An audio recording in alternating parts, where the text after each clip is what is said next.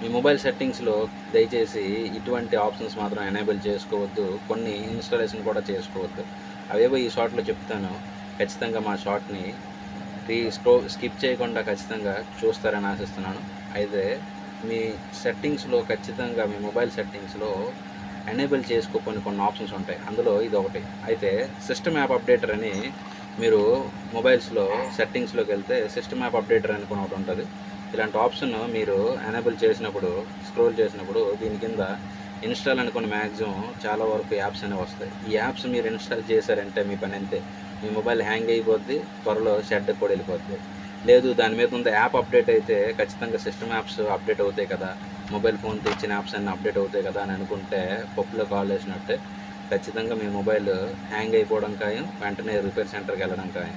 దయచేసి మీ మొబైల్‌లో సెట్టింగ్స్‌లో system app అప్డేటర్ మాత్రం ఖచ్చితంగా అది అప్డేట్ చేయవద్దు. వీలైనంత వరకు సాఫ్ట్‌వేర్ అప్డేట్ చేసేటప్పుడు మ్యాక్సిమం అప్డేట్ చేసుకోండి.